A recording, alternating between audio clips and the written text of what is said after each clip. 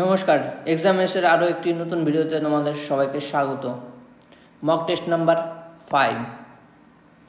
Mock টেস্টগুলি competitive এক্সামের জন্য খুবই গুরুত্বপূর্ণ। চলো দেরি না করে প্রশ্নে আসা যাক। সবচেয়ে বড় কোষ কোনটি? সঠিক উত্তর হয়ে যাবে উট পাখির ডিম।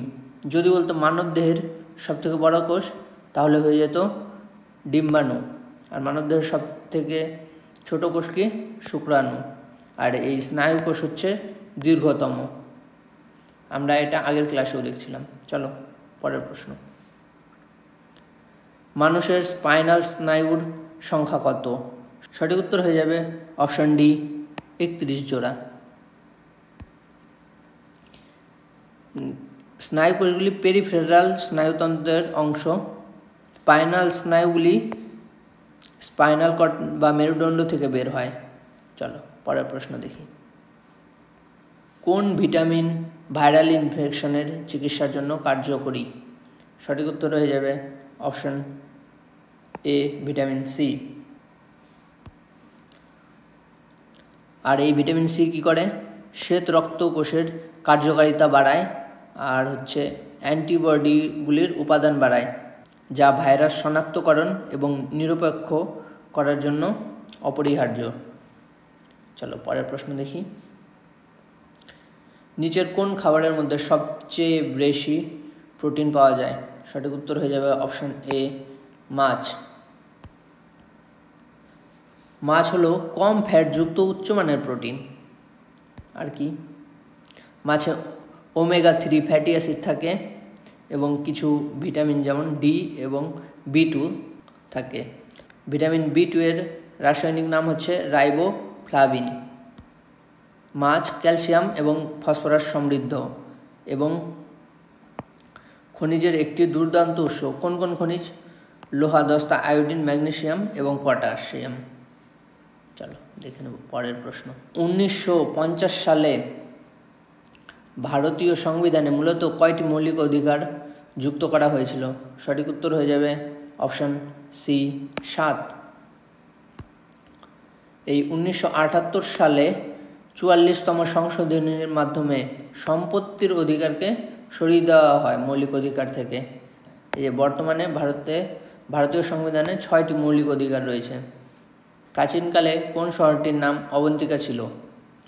সঠিক উত্তর হয়ে যাবে অপশন সি, উজ্জয়ন। এই মালওয়া থেকে মধ্যপ্রদেশ, মহারাষ্ট্র ও রাজস্থান গঠন হয়েছে। ঠিক আছে। আর বৈশালী হচ্ছে বিহারে অবস্থিত একটি প্রাচীন শহর। এই উজ্জয়ন ছিল অবন্তী রাজ্যের রাজধানী। 2য় শতকে উজ্জয়িনী ছিল সম্রাট অশোকের আসন। বিখ্যাত মন্দির মহাকালেশ্বর জ্যোতির্লিঙ্গ উজ্জয়িনে অবস্থিত। উজ্জয়িনী বিখ্যাত কুম্ভ মেলার স্থানগুলির মধ্যে একটি। কোন নদীতে হয় উজ্জয়িনীতে? শিপ্রা নদী। বিখ্যাত প্রাচীন কবি কালিদাস উজ্জয়িনীতে জন্মগ্রহণ করেছিলেন। ভারতের যন্তর মন্তরগুলির মধ্যে একটি উজ্জয়িনীতে অবস্থিত। চলো পরের প্রশ্ন দেখব। জৈন ধর্মের প্রথম তীর্থঙ্কর কে ছিলেন? সঠিক উত্তর হয়ে যাবে অপশন সি, ঋষভদেব।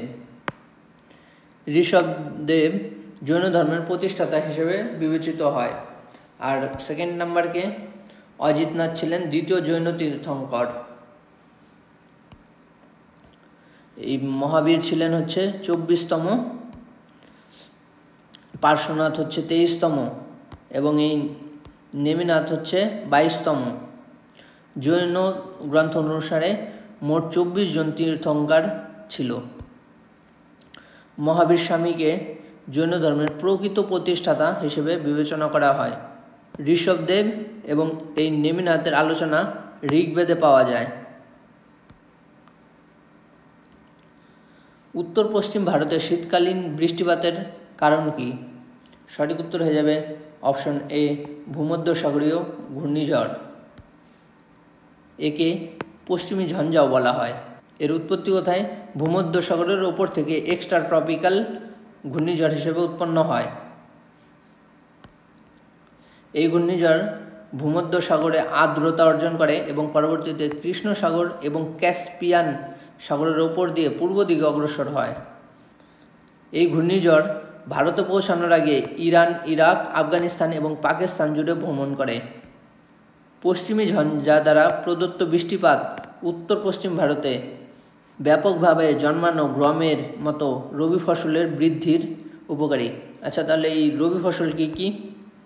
রবি ফসল যেমন এই গম, মসুর ডাল, যব, পেঁয়াজ, মটরশুঁটি, বার্লি, সরিষা, তিল ইত্যাদিকে রবি ফসল বলে। আর যে ফসলগুলি শীতকালে বপন করা হয় এবং বসন্তে কাটা হয় তাদেরকে রবি ফসল বলে। কোন থেকে কোন মাস পর্যন্ত? অক্টোবর থেকে এপ্রিল মাস পর্যন্ত চলে। নিম্নলিখিত ব্যক্তিদের মধ্যে কে জাতীয় দুর্যোগ ব্যবস্থাপনা কর্তৃপক্ষের পদাধিকার বলে চেয়ারপারসন? এটা সঠিক উত্তর হয়ে যাবে অপশন সি, প্রধানমন্ত্রী।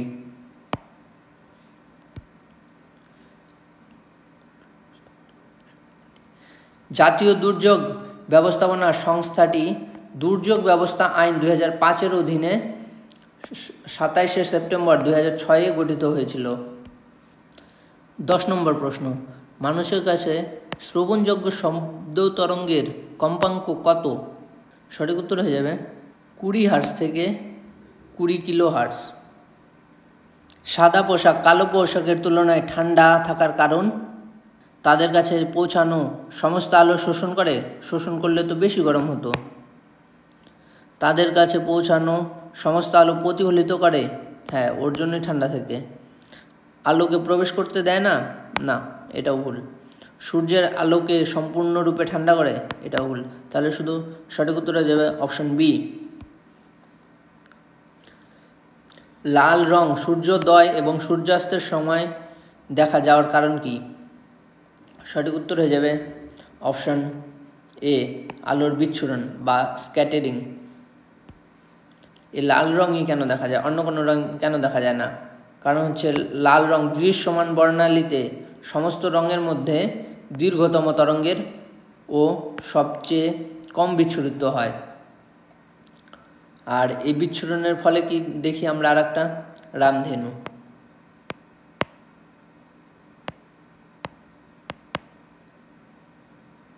এই অভ্যন্তরীণ পূর্ণ প্রতিফলনের জন্য মরীচিকা। বায়ুমণ্ডলীয় প্রতিসরণের জন্য কি হয়? ওই নক্ষত্র ঝিকমিক করে। চলো পরের প্রশ্ন। ভারতীয় সংবিধানের 20 নম্বর অংশ নিম্নলিখিত কোনটি নিয়ে আলোচনা করে? সঠিক উত্তর হয়ে যাবে অপশন এ, সংবিধান সংশোধন। কত নম্বর ধারায়? 368 নম্বর ধারায়। ভারতের সংবিধানে কয়টি অংশ রয়েছে? 22টি। সরকারি ভাষা হচ্ছে 8 নম্বর অংশে। রাজ্যসভা আর কি নামে পরিচিত? সঠিক উত্তর হয়ে যাবে অপশন সি, উচ্চকক্ষ। রাতাপানি বন্যপ্রাণী অভয়ারণ্যকে কোন রাজ্যের 8ম টাইগার রিজার্ভ ঘোষণা করা হয়েছে? এটা সঠিক উত্তর হয়ে যাবে মধ্যপ্রদেশ। এটি মধ্যপ্রদেশের 8তম, এখানেই আছে। আর ভারতের এই রাতাপানি ভারতের 57তম টাইগার রিজার্ভ। ভারতের প্রথম টাইগার রিজার্ভ কোনটি? Jim Corbett national park. ভারতের সবচেয়ে বড় টাইগার রিজার্ভ কোনটি? নাগার্জুনা শ্রী সাইলাম। এটি অন্ধ্রপ্রদেশ অবস্থিত। আরবিআই ইউপিআই লাইটে প্রতি লেনদেনের সীমা 500 টাকা থেকে বাড়িয়ে কত টাকা করেছে?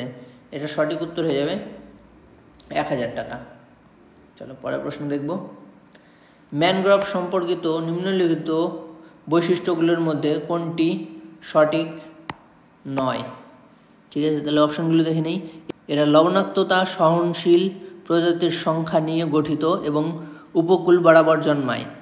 হ্যাঁ, ম্যানগ্রোভ বনের কাঠ নরম এবং টেকসই নয়, না, এটা ভুল। ম্যানগ্রোভে যেসব গাছ জন্মায় তার মধ্যে কিছু কিছু গাছ দিয়ে নৌকাও তৈরি করা হয়। এরা মাছ এবং পাখির প্রজনন ক্ষেত্র হিসেবে কাজ করে। হ্যাঁ। ভেন্ডি, কেওড়া, নেপা ইত্যাদি উদ্ভিদের মধ্যে রয়েছে। মানে হচ্ছে এই ভেন্ডি, কেওড়া, নেপা এই ম্যানগ্রোভ জাতীয় গাছ। হ্যাঁ, এটাও ঠিক। তাহলে সঠিক উত্তরও কী হয়ে যাবে? Option B.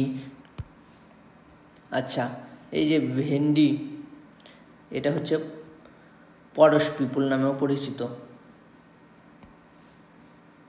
কোন স্কেলটি টর্নেডো বা ঘূর্ণিঝড়ের তীব্রতা এবং ক্ষয়ক্ষতি পরিমাপ করে? সঠিক উত্তর হয়ে যাবে অপশন সি, ফুজিটা স্কেল। হলদিঘাটের যুদ্ধ কোন সালে হয়েছিল? সঠিক উত্তর হয়ে যাবে অপশন বি, 1576 সালে। কাদের মধ্যে? মেওয়ারের রাজা মহারানা প্রতাপ এবং আকবরের মধ্যে। যুদ্ধে মুঘলরা জিতে। মুঘলদের নেতৃত্ব দিয়েছিলেন কে? মান সিং প্রথম। ভারতে প্রথম ট্রেন কত সালে চালু হয়? সঠিক উত্তর হয়ে যাবে অপশন বি, 1853। এই ট্রেনটি মুম্বাই থেকে থানে পর্যন্ত যায়। ঠিক আছে, এটি একটি যাত্রীবাহী ট্রেন ছিল। আর পশ্চিমবঙ্গের প্রথম ট্রেন চালু হয় 1854 সালে হাওড়া থেকে হুগলি পর্যন্ত। সমস্ত অম্লের সাধারণ উপাদান কি? অম্ল মানে অ্যাসিড, আর সাধারণ কমন উপাদান কি? বা মৌল হতে পারতো। ঠিক আছে, যদি আমরা অ্যাসিড দেখি তাহলে কেমন হয়? অ্যাসিডের রাসায়নিক সংকেতগুলো HCl, H2SO4, তারপর আর কি হয়? HNO3। তাহলে এদের মধ্যে কমন কি? কমন কিন্তু একটাই, দেখো H মানে কি? Hydrogen. Option A right answer. নিচের কোন নোবেল গ্যাসটি চেতনানাশক হিসেবে ব্যবহৃত করা হয়? আচ্ছা, সঠিক উত্তর হয়ে যাবে অপশন এ, জেনন। আর এই আর্গন বায়ুমণ্ডলে কত পার্সেন্ট থাকে? আর্গন থাকে হচ্ছে 0.9%। বায়ুমণ্ডলে অন্যান্য গ্যাস কত পার্সেন্ট থাকে? এই নাইট্রোজেন থাকে 78%, সব থেকে বেশি। তারপর কি? অক্সিজেন 20.9%।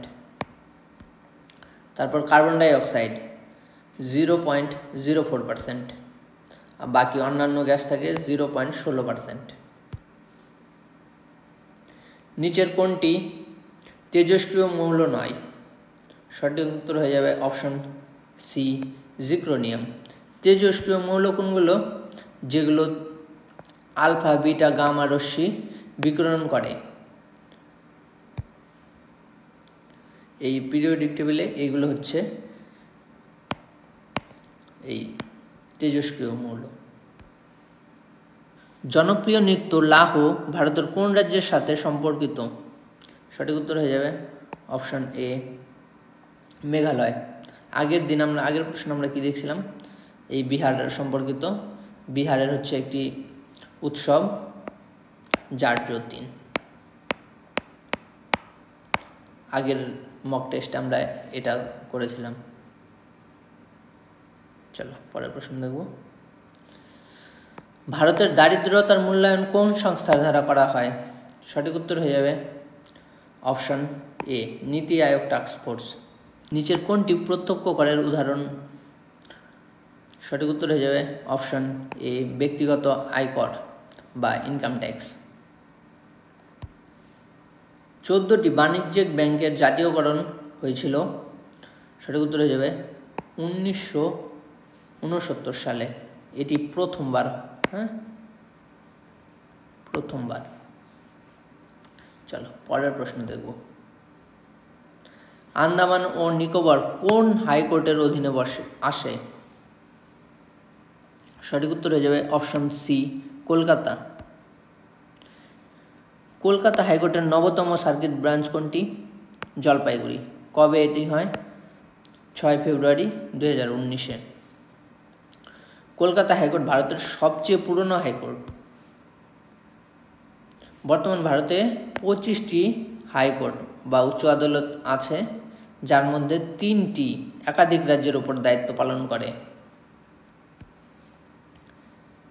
এই কেন্দ্রশাসিত অঞ্চলগুলির মধ্যে দিল্লির শুধুমাত্র নিজস্ব উচ্চ আদালত আছে। গুয়াহাটি হাইকোর্ট সর্বাধিক বেঞ্চ 3টি। 29 নম্বর প্রশ্ন, কানপুরে 1857 সালের বিদ্রোহের নেতৃত্ব দেন কে? উত্তর হয়ে যাবে অপশন ডি, নানা সাহেব। চলো পরের প্রশ্ন দেখি। কোন অ্যালকোহলকে উড স্পিরিটও বলা হয়? সঠিক উত্তর হয়ে যাবে অপশন সি, মিথানল। আজকের ক্লাসটি তোমাদের কেমন লাগলো কমেন্টে জানাও। দেখা হচ্ছে পরের ক্লাসে। ধন্যবাদ।